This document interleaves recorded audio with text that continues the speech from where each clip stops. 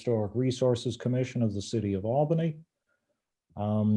This evening, we are having a workshop and also a public hearing on the open meetings law. In attendance, we have Commissioner Hacker, Commissioner Garrity, Commissioner Kaplan, and myself, John Myers, Aaron Glennon from the Planning Office, and Amy Levine from the Law Office, and Brad Glass from the Planning Office as well. We do not have a quorum, but we're not taking up any cases, so that we don't have to declare a quorum for this. In speaking to Aaron before everyone else came on, we thought it might be worthwhile or be a judicious use of our time to ask Amy to proceed with the discussion on the open meetings law, and then we can dive into the workshop itself, which would consist of a discussion of our preservation plan priorities and action going forward, and on new business, a brief discussion of archaeological resources and procedures as they address cases that come before us. So if there is no objection to that adjustment in our agenda, I will ask Amy to proceed with the open meetings law. Thank you. So I'll try to keep it fairly brief. I have a PowerPoint that I've prepared for previous presentations when I'm just going over the open meetings law with groups of people with different boards. So feel free to let me know if you'd like a copy of the PowerPoint itself. I'm happy to send it out. These two slides basically, it's just an introduction to the open meetings law. They sort of explain that this is part of, a group of laws in New York State that are intended to ensure transparency, and public access to the goings on of government. So in addition to the open meetings law, there's also FOIL, the Freedom of Information Law, and there's various different requirements as far as financial disclosures, ethics rules, lobbying, and those types of things. Amy, what's a commonweal? What a commonweal? Where does it say that? The next to the bottom line under legislative declaration. It is the only climate under which the commonweal will prosper. Huh? That's and kind of old timey. It is old time. It's kind of old timey. Commonwealth for the state. Are we missing two letters? No, that's a term. I would say it probably means the state. Commonwealth, interestingly, there are only 2 states in the country, I believe, that are technically commonwealths: Massachusetts and Virginia. And Pennsylvania, right. And Kentucky. So there are 4. Whoa. You got me. Well, I grew up in Pennsylvania. That's really odd, though. I've never noticed that in the legislative declaration, and the open meetings law is not like incredibly old. Right. So that's kind of interesting. Thanks for pointing that out. Oh, that was fun. Yeah. Erin, you want to go to the next slides? Yeah, sorry, I'm looking it up now. I'm a big fan of etymology, so feel free to bring these sorts of things up. So on the first slide here, public bodies, this just explains what types of boards and agencies are included under the open meetings law. you guys don't really need to worry too much about this because the Historic Resources Commission is certainly a public body and it's covered under the open meetings law. On the other slide, I have some information about what a meeting is. So what types of things are actually meetings that have to comply with the open meetings law.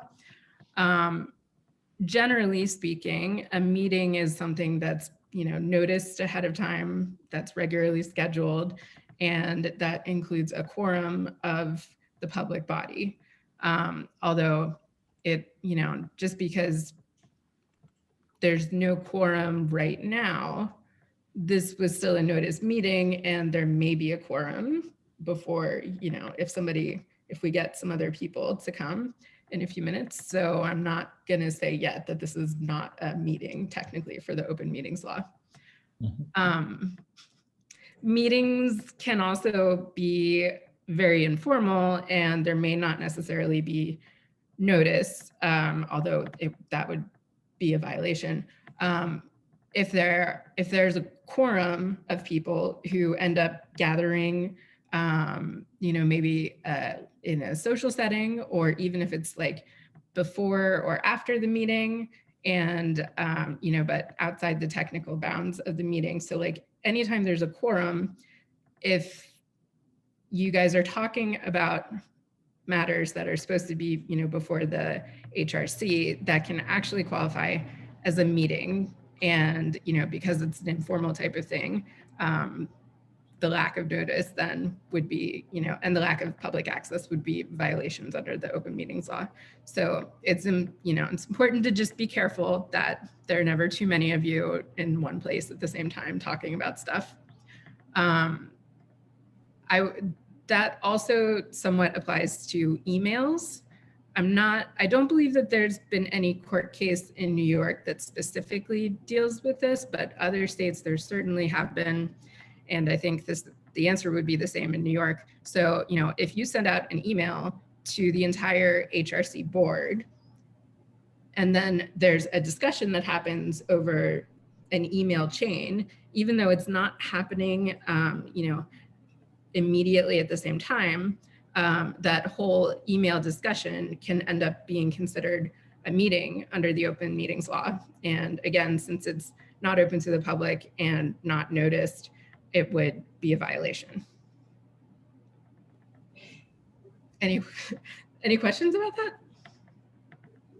Well, I think part of that also plays into when we do schedule times for field visits, that we're careful to make sure that we don't constitute an unnoticed meeting. Exactly. By the number of attendees. Mhm. Exactly. As long as there's less than a quorum, it's not a meeting and it's fine. I should also just mention, as far as emails go, if you do want to email everyone on the board, just make sure that you put everyone in the BCC field. And then that way they can't hit reply all.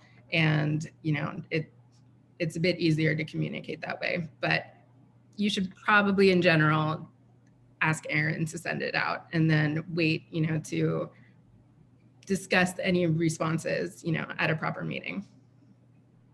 And that, like, if we were to have a site visit, we could in fact notice it as a public meeting. It is absolutely possible to have a public meeting that's a site visit, but there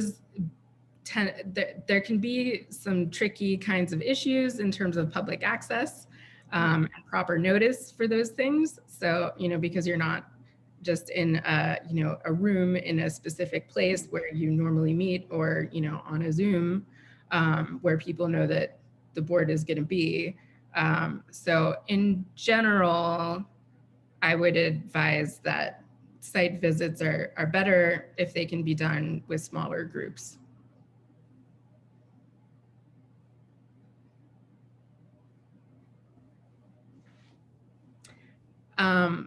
So as far as notice goes, you guys probably don't need to worry too much about the notice requirements because Aaron takes care of noticing all of the meetings properly.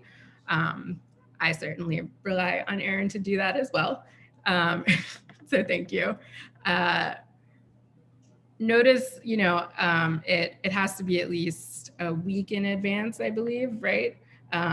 Under the open meetings law, I don't remember off the top of my head, but I'm sure Erin does. There may be more specific requirements in the city code for Historic Resources Commission. And notice is generally, it's supposed to be done in the newspaper of record and to the internet and like on it.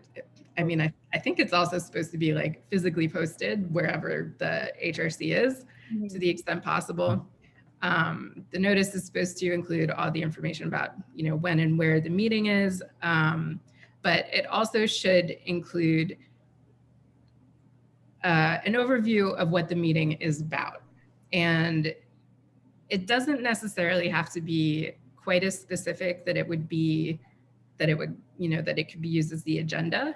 But this requirement does mean that if there's a meeting happening and all of a sudden somebody wants to bring up an application that wasn't listed on the notice, that would, potentially raise some problems under the open meetings law. If you want to bring up a topic that doesn't require any action by the board, so like if you just want to talk about, some historic neighborhood that you like or something, that doesn't require an action, it may not require notice, but I would still recommend that to the extent possible, you let Erin know ahead of time if you want to talk about something with the other board members, and and that way there can be some sort of notice to the extent necessary. So executive session allows the board to close the meeting to the public and meet privately for specific reasons. And in the very small type, those are the specific reasons that are allowed under the statute. You don't probably need to worry about executive session too much because the HRC doesn't normally need to conduct any business in executive session. Probably, the reasons why the board might want to go into a private meeting, certainly if there's litigation going on with the board and, and I need to give you advice, legal advice about it, then that can be a basis for executive session. If there were ever, a problem with one of the board members, and them needing to be removed from the board for some reason, that would qualify. In some instances, I suppose it may be possible that an issue with an applicant might qualify as something that could be discussed in private. I think, perhaps with a request for a hardship waiver, if there are very particular financial details that, should perhaps not be made public, that type of financial history might qualify as something that could be discussed in private, but I'm not sure that, just any financial stuff would qualify. If it's general financial information, that's part of the application. So some of it might qualify, some of it might not, depending on the specific situation. Those are mostly sort of the ones that I think could probably apply to HRC. Again, it's probably not something that will come up very often. I think we've only gone into executive session once, and that was for the potential of an Article 78. Yeah, and I mean, I've done executive sessions a few times with the BZA and the planning board. Every time that's happened has been because of, litigation. Mhm. So that's definitely the most frequent reason for the land use boards needing an executive session.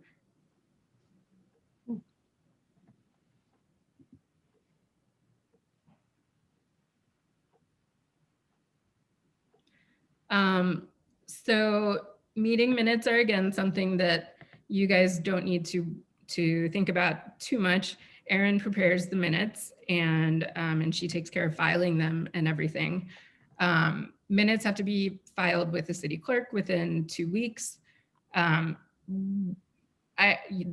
question of what exactly minutes are and what has to be in them is something that I think is really fairly interesting. Our minutes for the HRC and the other land use boards here are fairly, they're fairly minimal as far as minutes go, which is fine. You know, they just basically need to provide, you know, the agenda and then, you know, what happened, like if any action was taken, if there was a vote, who voted which way. But they don't need to include a whole lot more than that. If you look at the meeting minutes of other places, you know, there's some boards that like have a narrative discussion and they recount like everything that was talked about at a meeting. But we don't do that. And so enforcement, generally anybody who wants to attend a meeting and is somehow excluded or believes that, you know, they were not allowed to, you know, to see something that was improperly in executive session, or they were excluded because the notice did not properly, you know, advise them that this was happening. Pretty much anyone who doesn't get to see the meeting that they wanted to can bring in Article 78 and claim a violation of the open meetings law. Standing is very liberal under the open meetings law. They don't have to have any particular relation to a property that was being considered or a specific action that was being considered. They just have to, you know, have wanted to see the meeting. So on an Article 78, normally I would say most open meetings law cases have some other claim involved with them because generally speaking, violations of the open meetings law pretty rarely result in, you know, the action that was taken being overturned. For the most part, if there's a violation, the court will identify it and, you know, tell the board that they shouldn't have done it, but then say that, you know, the meeting or the action that was taken is not annulled just because of that. To the extent that an open meetings law violation would require an action to be annulled, it would most likely be like a very egregious lack of notice, which really is kind of like a due process thing. But like I said, in general, it's certainly advisable to avoid open meetings law violations, but by themselves, they don't tend to require actions to be annulled. With other claims, though, I will say that, you know, if you have a bunch of violations under the open meetings law, it may certainly, you know, persuade a court or a jury that whatever the other claims are, that, you know, the board has also violated them. You know, it doesn't look good. And that's basically it. That's the whole statute. Generally, you know, I think if you have a question about any of this stuff, certainly feel free to ask me about it. But my general advice for any open meetings law question is, you know, err on the side of more, you know, more public access than less. Okay. And for everyone's information, commonweal is a noun. It's archaic. And it is defined as the welfare of the public. Huh.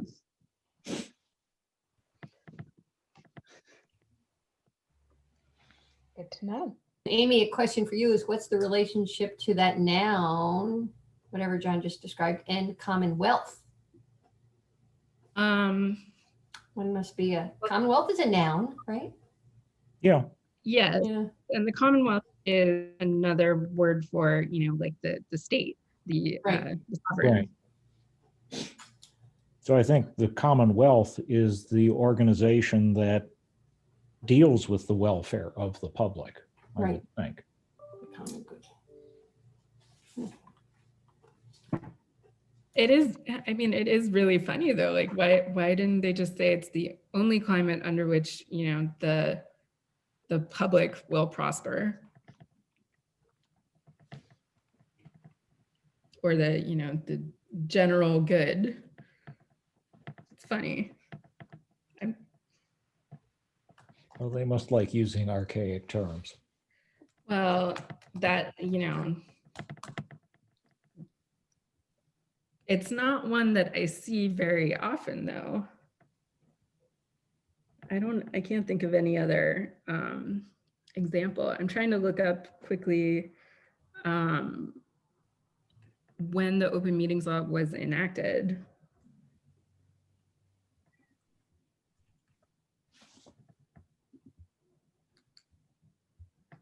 Because it's not, I think it's like the late 60s or early 70s. It's not, an archaic statute, Right. which, I mean, there are plenty of those around and it can be very frustrating. Give me 1 second. I will note for the record that Aaron Tobin has joined the meeting.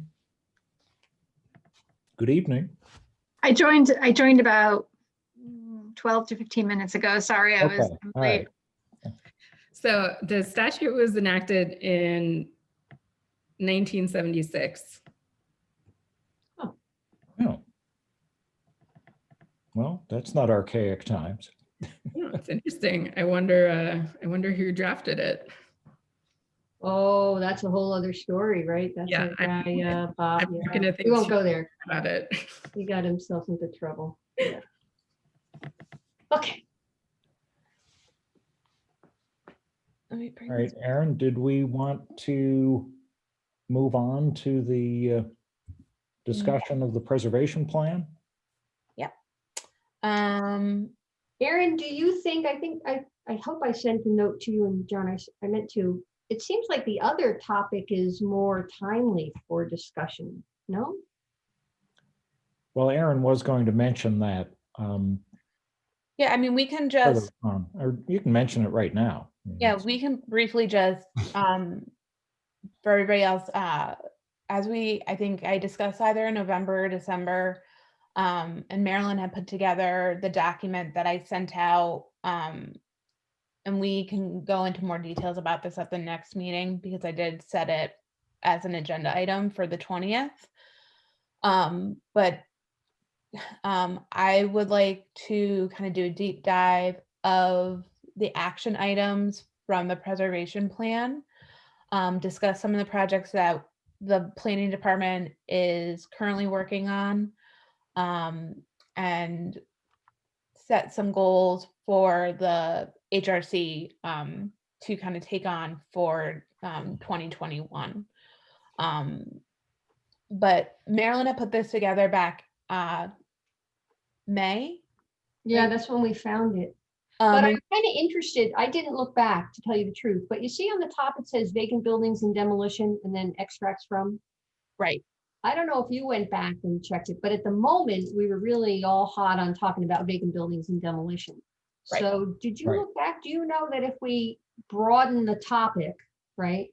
Are there other, should we be reviewing this and maybe there's some more there because this was, So I would go back and review this so that if there are any items on this list that you would like to discuss at the next meeting, Yeah. let me know and we can pull them from, I can pull them. And then there are some other things that I would like to discuss, and I'm going to try to get out earlier than usual, kind of the topics for discussion, so that if there is anything that anybody would like to discuss or maybe include, you can let me know, and to allow you all some extra time for a review. But yeah, this is in the email that went out yesterday or Monday. So if there is anything on here that you want to go into a little bit deeper, let me know. I think you have put this together after the one meeting where we had discussed the city's emergency demolition process. I'll go back, I'll go back and look. This is the one that you and I found, but I'll go back because it may need to really, if we're having a broad conversation now, again, maybe all of the goals and unless that's too broad, there's a lot of stuff in there. Maybe that's. There, Sure is. yeah, there's a lot. All But right. going from this into the emergency demolition, tomorrow, Richard Conti has put forth an ordinance that's requiring that emergency demolitions be noticed to the Historic Resource Commission. When looking at it, it seems to be either built upon or it almost reflects what the HRC had put together last year as part of the emergency demolition notification process from the Historic Preservation Plan. Mhm. Brad, I don't know, this is not open to the public, correct, for public to attend, but they can watch? This is the meeting tomorrow evening, the land use committee meeting? Yeah, the land use committee meeting? No, it's open, and I do believe they usually take comment. Okay. I know that you can submit public comment to Common Council at albanyny.gov. It has to be in by 12 p.m. tomorrow. And it is streamed both to the Facebook and YouTube. So this is Richard Conti's, right? Correct. But this is very specific. So have you guys been working with him? I mean, he's articulate, and I kind of checked, he's articulate and engaged, but is this really his wording, or I don't think it's Historic Albany. Is it staff? I mean, where's the inertia for, it's great. It's not clear in some ways, but it's, it's good stuff. It's what we've been asking for. So do you have any background to share on it? Did you all see it before? We're meeting with them tomorrow, right? Well, We're going to the committee meeting. Yeah, We're- I haven't met with them before this committee meeting to find out any of that stuff. So you haven't seen the language here before? Brad and I got a copy of it like a week or two ago. I'm not sure. Yeah. Maybe Brad got it earlier. Maybe it was on the website. Okay. No, I saw it on Facebook, to be honest with you. Yeah. At Sedai. Yeah. So I guess, I recently realized that the Zoom calls are backwards. They're not quite mirror. I can't, so I'm going to say left or right, but it's not, may not be the same for you all. Under 13 there, so review of the emergency actions within the historic resources. I guess we're saying that those emergency actions are demolition or stabilization. Well, it could be either, because both are Right. So those are declared emergency actions. So those are the actions, those are the type of actions we're talking about, okay, within the districts. Review of them So we're going to review them. So what does that mean? And then we can periodically make a recommendation relative to the policy and the procedures. Okay, well, that would be, we'd like to do that, but what is the policy? And what are the procedures? And how do we get some clarity into what's written here so that what his intent is, and I guess what we've talked about as well, happens. And and the standing agenda at our commission. So what do we think this means? What's anybody? Can, I just want to echo your question, Marilyn, because I asked Richard exactly those, Oh, like great. almost verbatim. Well, mine was, what does review mean? Does review mean review and approval? Does review mean they tell us before they do it, but how can then it be an emergency action? Is review that they're going to submit a bulk of actions to us every meeting to say, here's what you review? But, and that was a good catch on the emergency action too. Is there a way for us to comment or inquire about this as a commission, to ask questions specifically related to this, you know, as a commission? I would say, you know, and with no ill intent to the legislation, because I think it aligns with a lot of what we had stated in the preservation plan. And it maybe gives it some teeth, whereas, you know, sometimes people need to be kind of poked to be reminded that, you know, you should be seeing these things. I think it would be helpful sometimes when the council puts in legislation, if they do either consult with us, or in this case, I doubt the commission is going to have any real specific objection to the to what's trying to be accomplished here. So, I mean, certainly that's something we could suggest to them at the meeting tomorrow evening, that, you know, maybe they could come and attend, or, you know, maybe they might want to wait for the commission to weigh in before they act on it. What do you think the goal of this is? Is it to halt the emergency demolitions? Is it to get our input before it occurs? Is it, as Jack would say, let's make sure that each of these buildings is documented before they come down? Like, what's really the goal here? You know, I'm going to suspect that, you know, some of these decisions have been called into question by members of the commission, I think, and members of the public. So I think the intent here is to give the commission the opportunity to review the action that was taken, presumably after the fact, and, you know, kind of weigh in on whether that was the appropriate action, or whether there are other solutions that could be pursued as alternate avenues the next time around. But you know, like you said, I mean, I'm suspecting this is, you know, after the demolition occurs, a review of that action to make sure it was the proper decision was made. But you know, because like you said, it's not an emergency if the commission has an opportunity to weigh in beforehand. At least that's what I would think.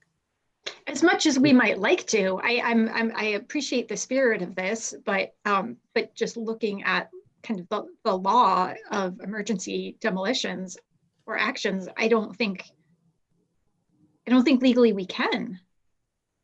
No, it's up to the director of buildings to decide if and when there is an emergency.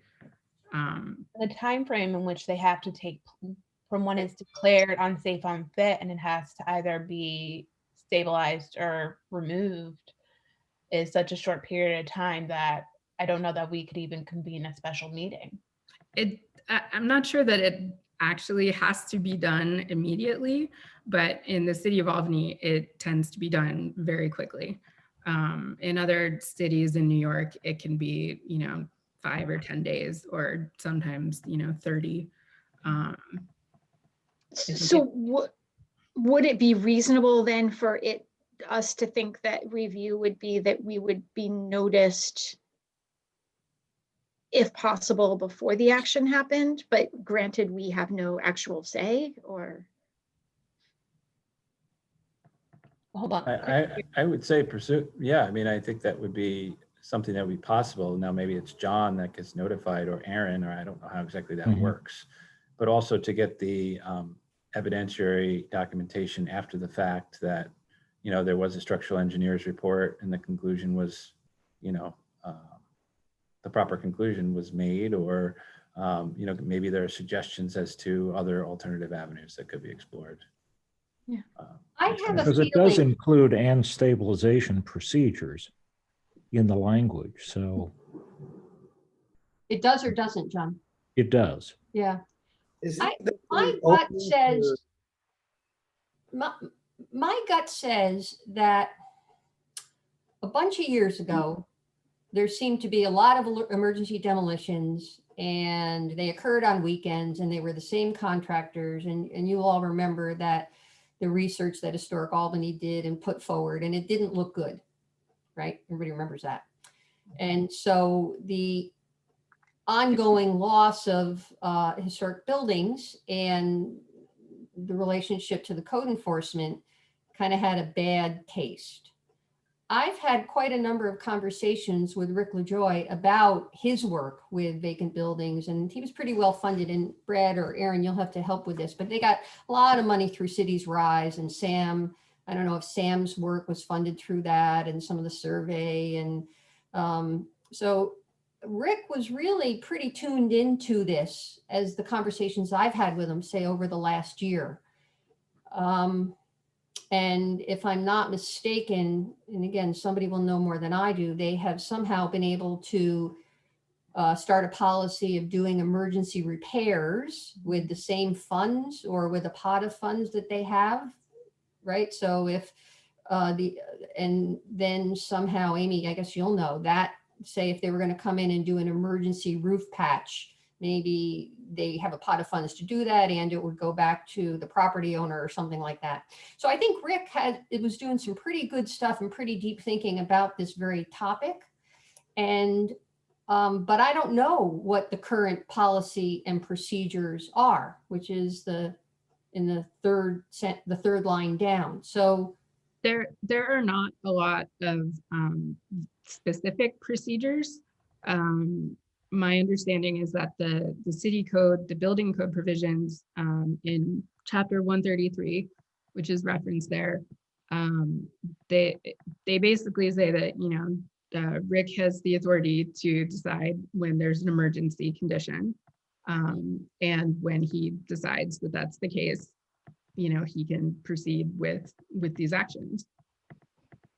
So if that's the policy, then we would be interested in asking kind of some more detailed questions about that policy. Here's an example, and it's an old example, but there was concern that the structural engineers, that there seemed to be a single structural engineer that was regularly used for these evaluations, and that in fact it was not the most existing historic building preservation oriented engineer. Right. So from a policy standpoint, that would be something that one might offer. Well, let's make sure that there are people who are friendly to historic buildings and willing to kind of take that on, rather than only using an engineer who seems to keep recommending demolition.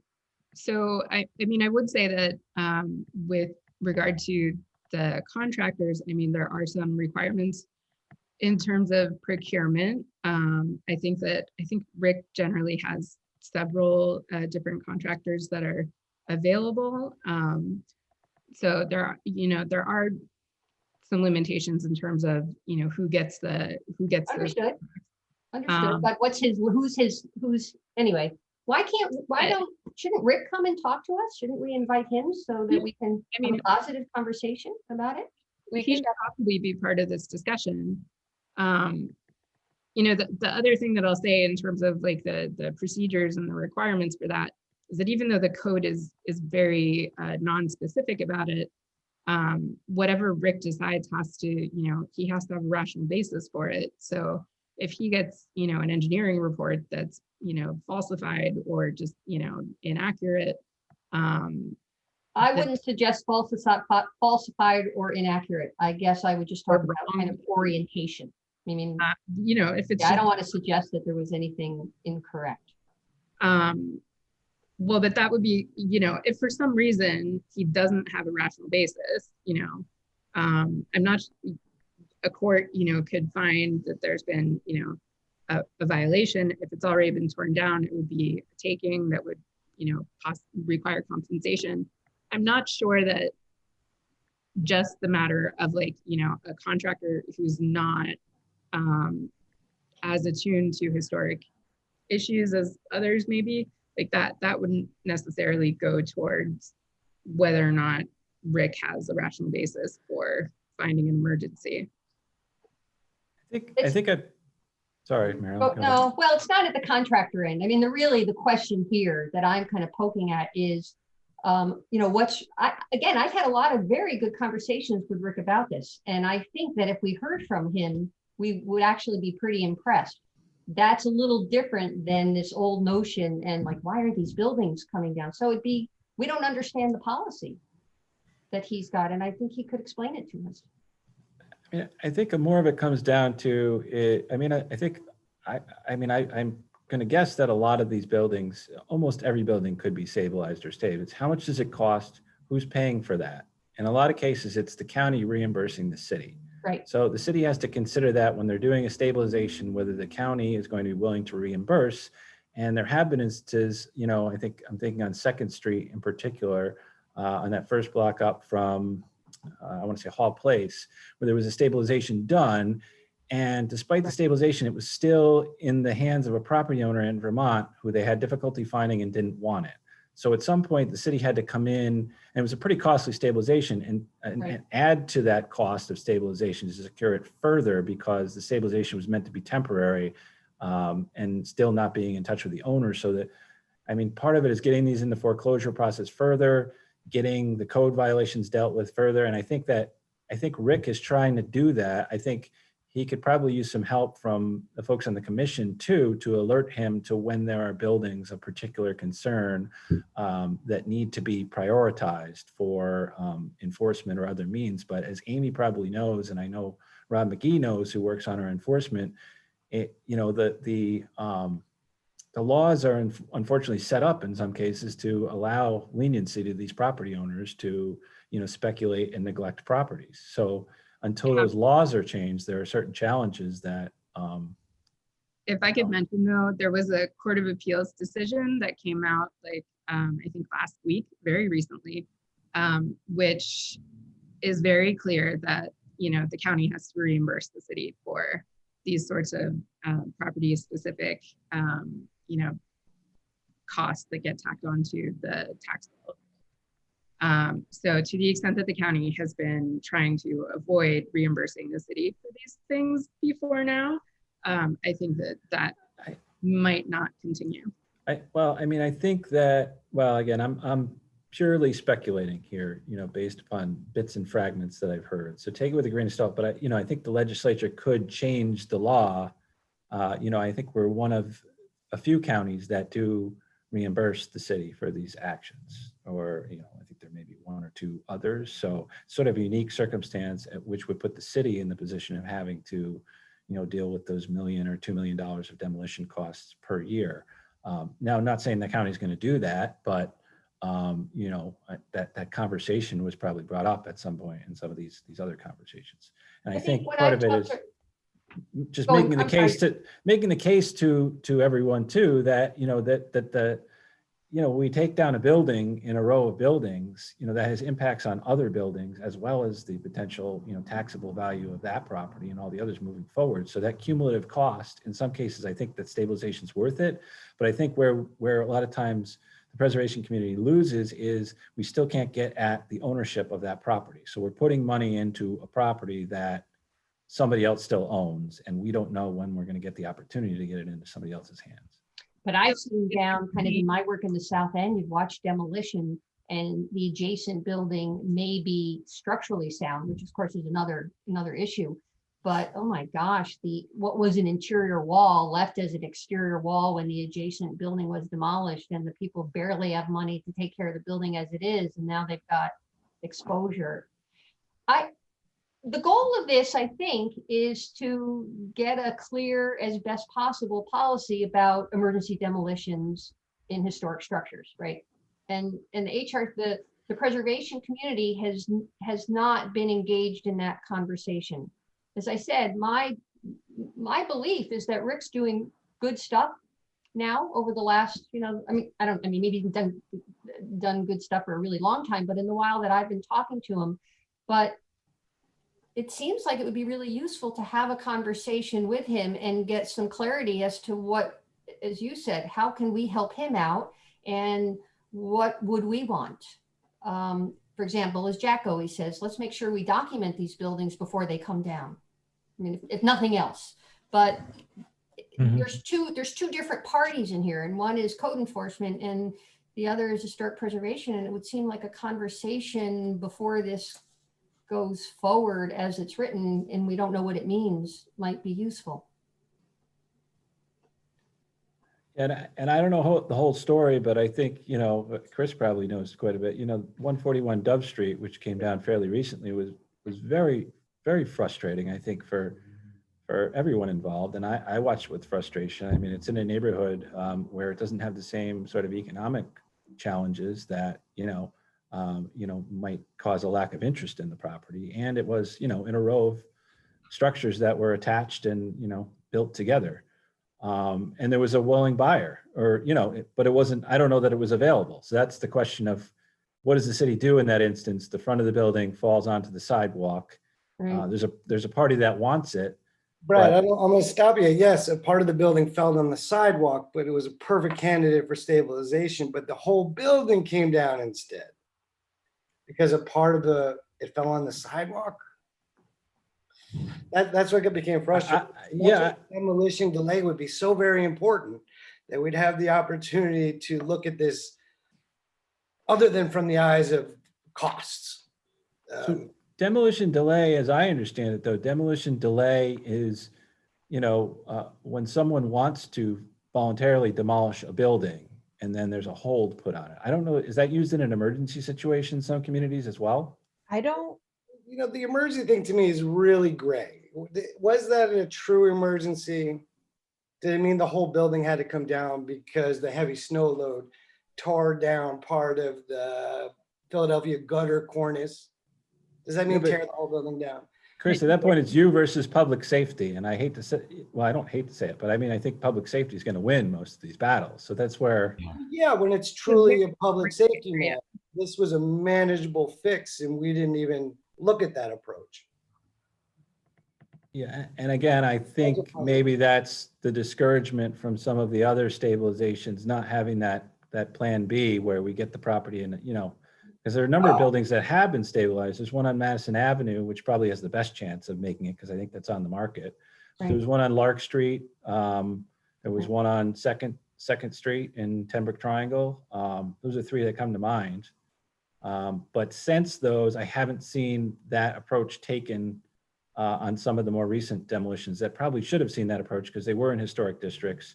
They had similar characteristics. Like on Lark Street, for instance, there was a stabilization north of Central on the east side of the street that, just a couple months later, there was a demolition in the row on the opposite side of the street, which, I think we talked about at the time.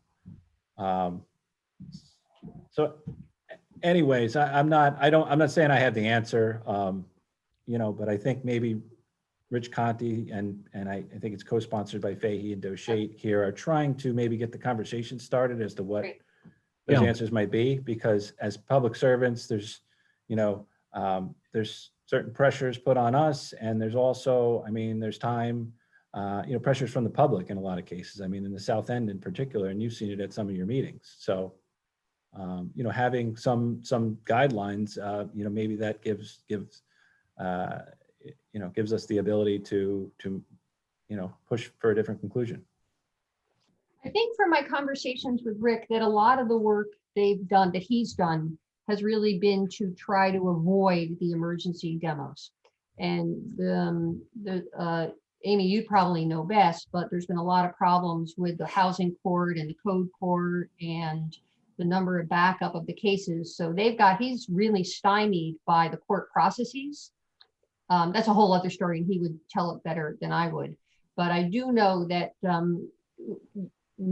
we'd be pleased to hear what he is trying to do before the emergency demolition occurs, trying to get some other legislation and some other efforts. For example, as I said before, using some of those emergency funds for patching rather than automatic demo.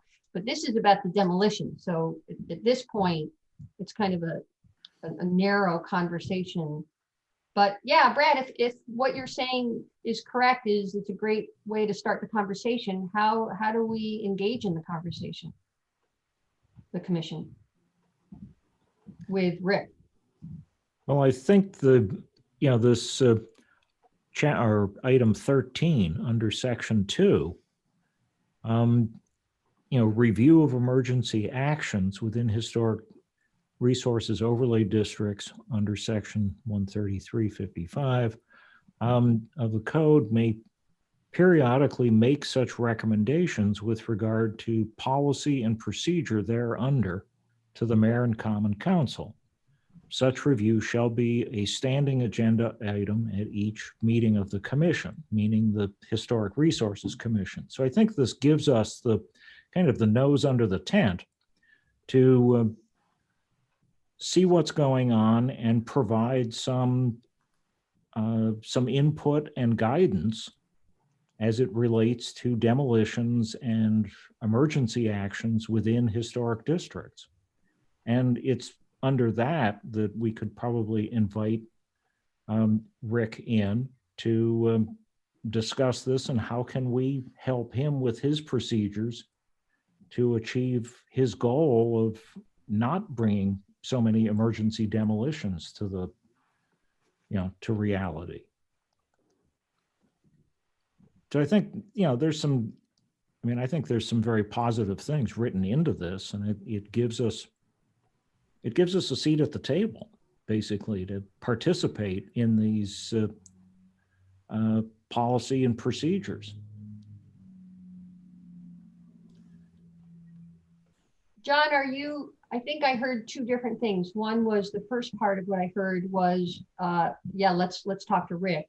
And then the second part, when you said this gives us the opening to be engaged in policy and procedures, were you for that second part saying as it's written and just leave it and let it go and then we will get engaged somehow? Or what are you saying about the existing? Well, I think, well, the language, I think the one thing that's missing from this is the whole documentation aspect of, because that's something that we have mentioned periodically in a number of cases. So, some sort of photo documentation when something is slated for emergency demolition be required or be a function. But also within this, it's supposed to be a standing agenda item at each meeting of the commission to periodically make recommendations with regard to policy procedures. So I think it gives us that opportunity to discuss these items and make some judgments and recommendations. Yeah, and with the photo documentation, some of the other items, they could be incorporated into law, or they could be something that comes out as one of the recommendations from the discussion. Yeah. So.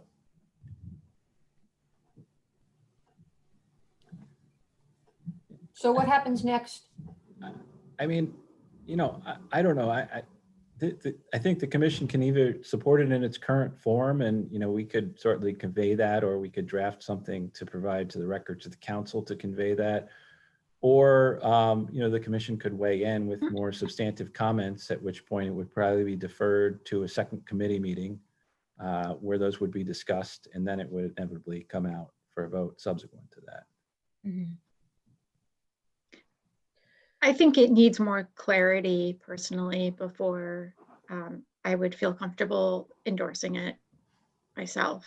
I think it's the spirit of it is great, and I think, as Marilyn said, reflects a lot of the preservation plan. But as we've been discussing, it just needs clarity, because it's legislation.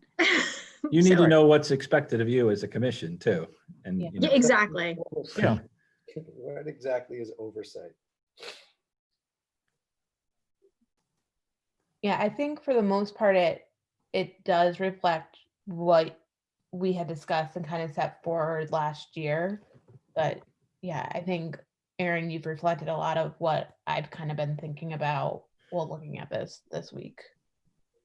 So Would it be useful if, say, Aaron volunteered, Aaron Tobin and me to, I can't just let you do it again, to kind of take a look at this sentence and come back to the other commissioners with some proposed tweaking or additions? And so that's a question. And if the answer is yes, then I guess we'd like Aaron and Brad for you to report in that we're excited, and we're gonna come back with some recommendations that will make that will help clarify responsibilities.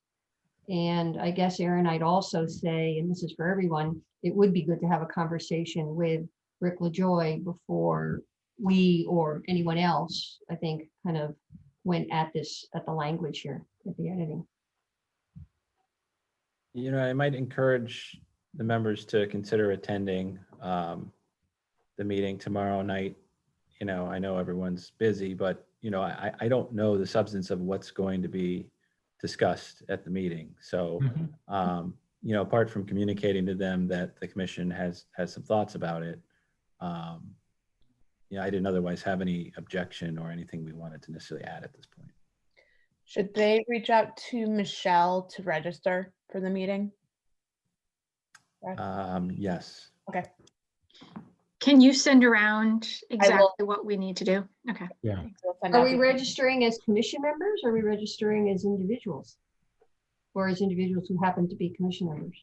I think the third one there, probably. I think the last one there. Yeah. Well, it would need to be, you know, not a quorum of you that's signed on to the meeting. It's like That's one of those weird. TV episodes where it like people join. It's like, what happens when the HRC? However, you know, you guys can also just watch the committee meeting as it's happening. It'll be streamed on their If- Facebook page and YouTube, if and you- that wouldn't be a quorum. Yeah, I would say if one of you wanted to maybe represent the commission, one or two of you, and then it will be streamed. So,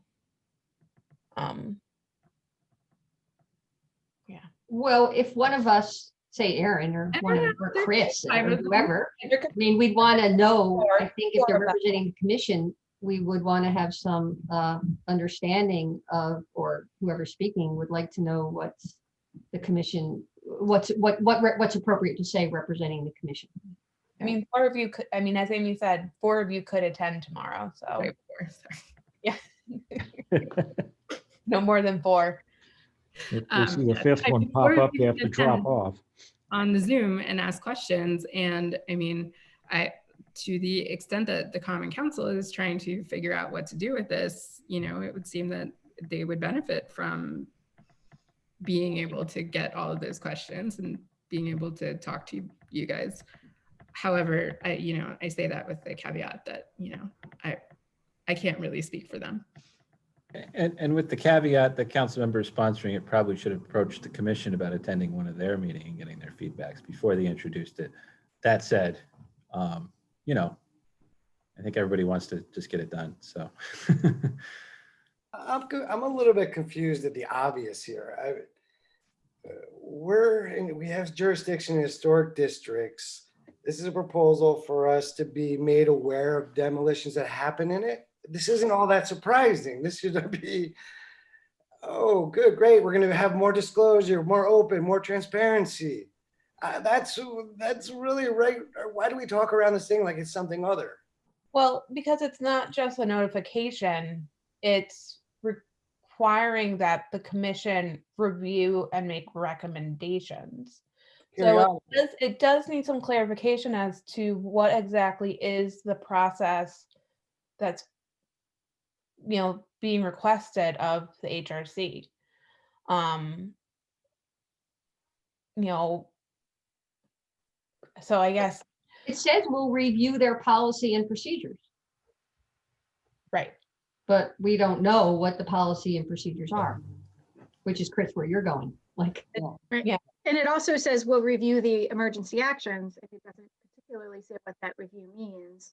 And Chris, I'm with you. I really like I'm very supportive and like the spirit of what has been introduced, but the reason why I'm pushing on clarity is because not if things are going well, but what happens if things don't go well, and we say that we have authority to review something and the city says we don't, or a private property owner says we don't. And so it just seems like better clarity is a good idea for everyone's interests.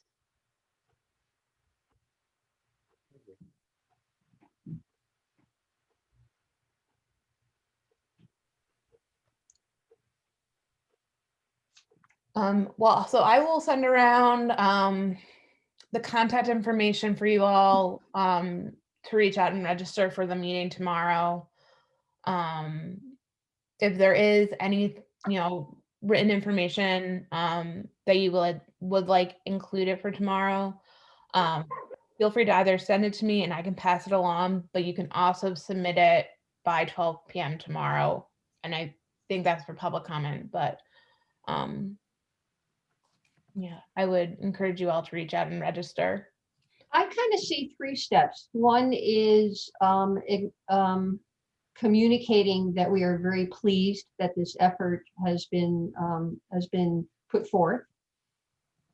Second, second meeting with Rick to understand what his policy and his approach is. And third, to develop, if we think it appropriate, any additions or modifications to the proposed text based on those conversations. And then we would be ready to offer something of substance.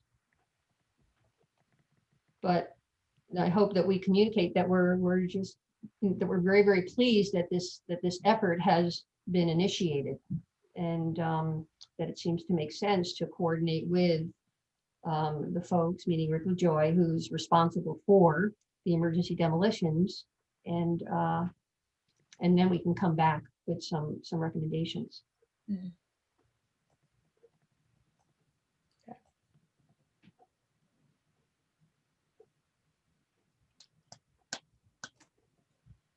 Very good.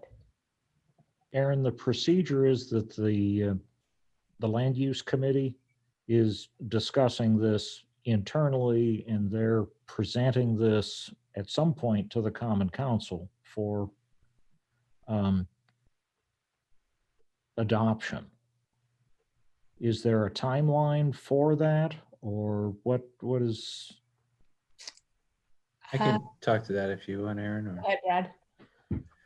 Yeah, so the way it works is the local law is introduced to the full council, and then it's referred to committee, which is there's 5 members to the various committees on the council.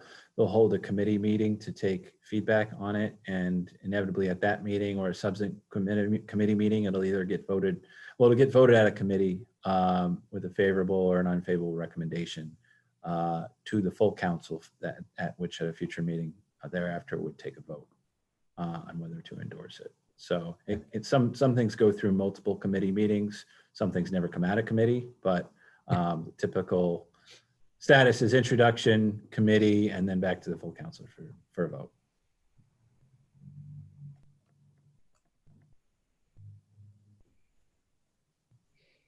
Okay.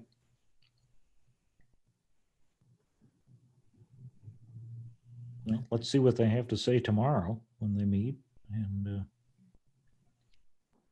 if we want to have, I don't know, Marilyn and Aaron, if you want to think about clarifications, then we can certainly look at that in the morning and see if we want to post that for as a comment. I think starting out with the comment, obviously, as you have pointed out, that we're very pleased that they're engaging the HRC, in this manner and looking at amending the law for the Historic Resources Commission. So, we just want to, since you generally get one bite at the apple, we just want to make sure that it's, well crafted and meets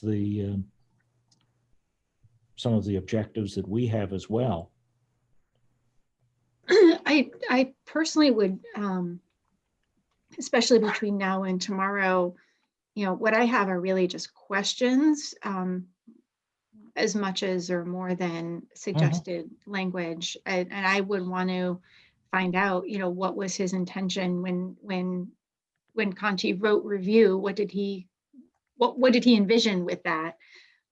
Because I could see, I don't personally necessarily have a specific suggestion one way or the other. I could see that it could go either way, but I think, so I kind of put it back on them a little bit personally at this stage, since this is the very first time we're even discussing this as a commission. No, that certainly makes sense.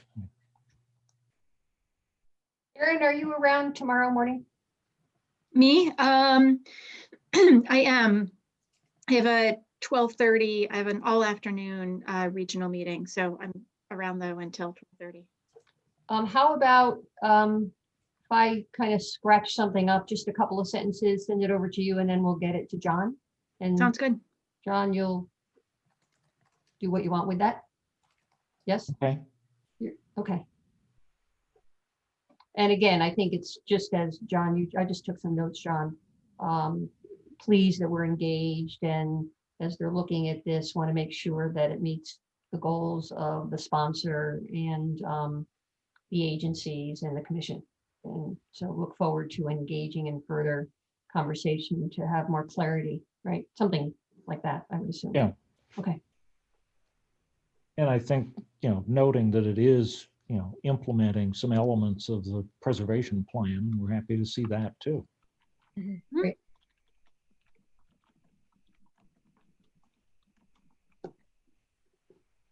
And Aaron Glennon, you'll send information on the signing up for the meeting and also where to send I guess it's in the header there.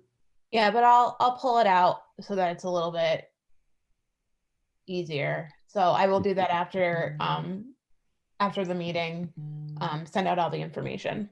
Okay. Great. Thanks, Aaron. You're Thank welcome. you. Aaron, I don't know if it's a time to communicate on the warehouse survey too, or if you've updated them on that. I haven't updated them yet. I was going to do it on the 20th. Okay. As part of the preservation plan update. So. Okay, perfect. Yeah.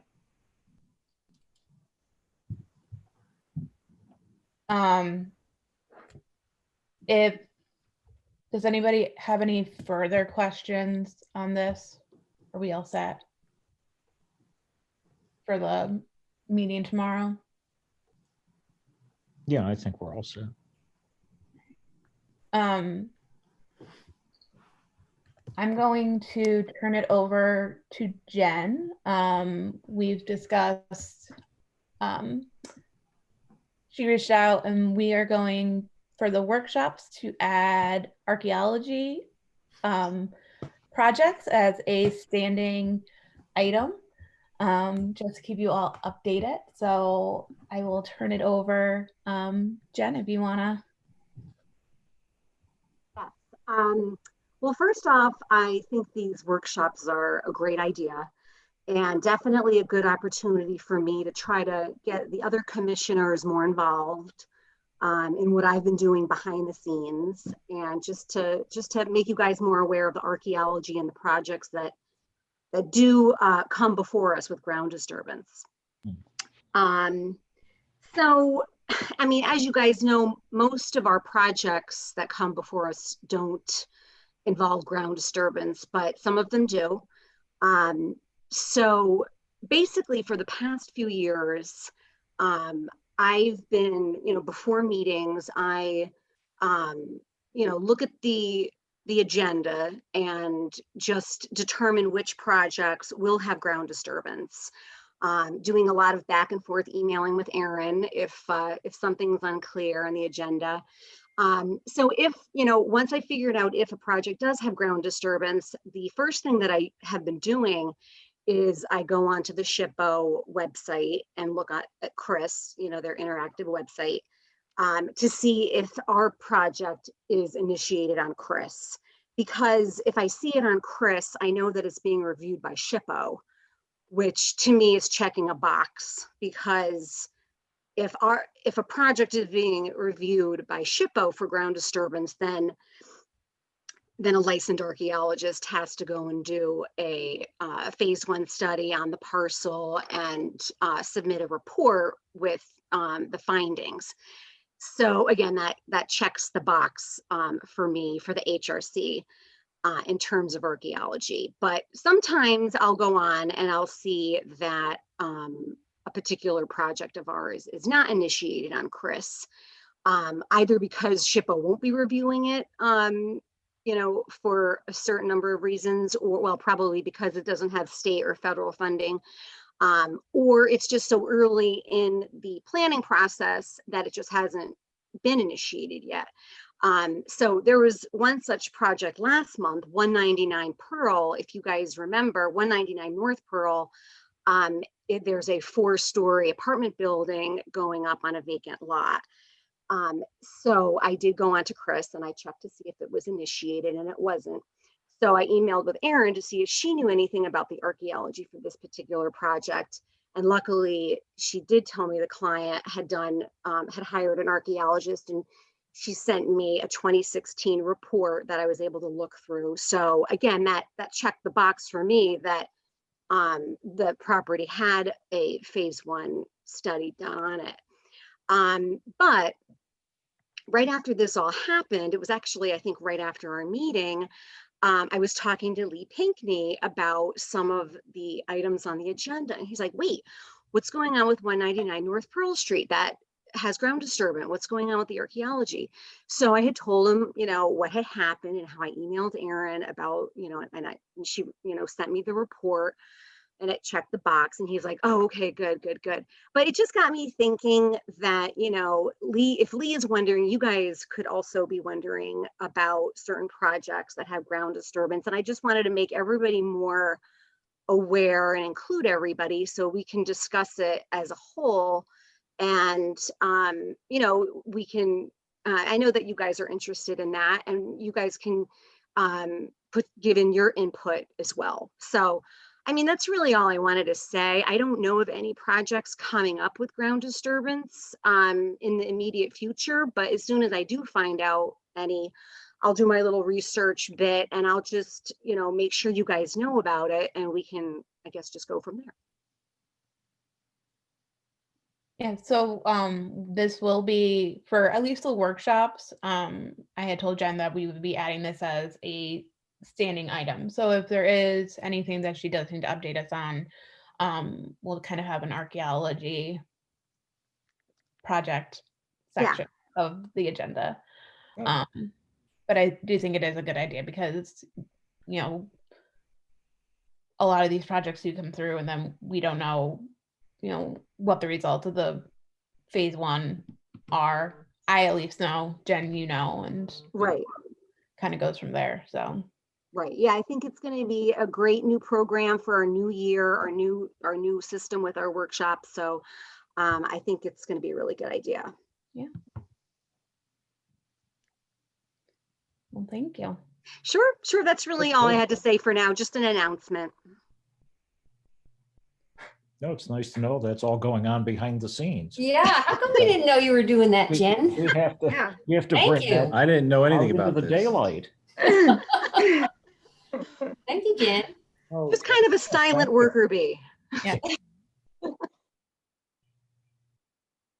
Quick plug before we break, if I could. The city has a new webpage launched today, And one of the things we're trying to do as part of the planning department section is promote preservation a little bit more. It has its own section. We're starting to populate the content. A lot of the content is coming from the preservation plan. And I will need photos and bios from all of you. So we'll be in touch on that. I was able to find a couple photos on the internet, Aaron and John, but the rest of you are pretty discreet. So, but yeah, I'm I gonna mean, see which photo you have of me. I think it's from your LinkedIn. That's where I got most of them. Oh, good. That's a better photo than the league website. So yeah, if you have any ideas for that section of the webpage, certainly let us know. We'd be happy to. We have a lot more ability to kind of get in there and work on it ourselves as opposed to sending everything through the webmaster. So capacity to do more. So we're looking forward to it. Good thing you picked a slow news day to release the website. Yeah. Right. Right. Right? Yeah. Can't wait to get back. Yeah. So I will be. Brad has a nice photo. Nice. Yeah, Brad. Listen, I didn't do that. I would never put my photo on the front page like that. Never. Where's Aaron's photo? Yeah. Okay. Well, we have to get the staff page back. We had all that, but somebody thought just putting Chris and I on the page, like it's just a two-man show, was a good idea. But It's still there, Brad. I'm just not going to tell anybody to get there. Yeah. okay. I've been threatening some of the staff if they mess up, we're going to put their photo at the top on the webpage. That's great. This is a pretty website. It's really nice. Yeah. It's much easier to navigate than the old website, so. But I will be reaching out for bios from everybody and photos. So, Okay. yeah. But I'm done. Thanks. Right. So the balance of the discussion on the preservation plan and I priority. have to look back, John. Aaron helped me find what I wrote because I couldn't Okay. find it. I changed computers, but I have to check that I think that it's complete because as I said, on the top, it said vacant buildings and demolition. So I want to make sure that we collectively work from a document that pulls all of the recommendations. Okay. Okay, so that's my assignment is to check that. All right. So that'll be our topic of discussion the next workshop. Yep. yeah, I will give kind of a quick overview of what we had previously discussed as some of the things that we had wanted to do, what we're currently working on, and then some of the things that I've been thinking about for 2021 and asking for your assistance on. But if there is any, like I said in the beginning, if there is anything that you've wanted to discuss or you would like to see us take on for the new year from the plan, let me know and we can add it to the agenda. So Okay. Very good. All right. all right. Well, I will, if we have no other business to discuss this evening, I would entertain a motion to adjourn. Oh, And a second? Okay. All those in favor, say thank you. Aaron. Aye. All right. aye. All right. Back to the news. Well, you can't go to your Twitter account because the Twitter Twitter locked Trump's exploded? account. Twitter locks Trump's account for 12 hours and warns he could get kicked off permanently. Ooh. Can he get out of, Man, can they throw him out of office permanently? Yeah, someone said hold the Biden 46 merchandise because I had this kind of hope that we could leave him in 2020, like somehow he wouldn't be able to space travel into 2021 with the rest of us, but it didn't work. Yeah. Okay. Oh. Goodbye, all. Good All right. night. Good night. Thank you all. Good night. Bye-bye.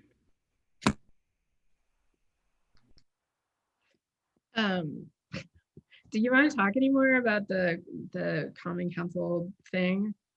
I feel like we talked about it a lot. Yeah, I think if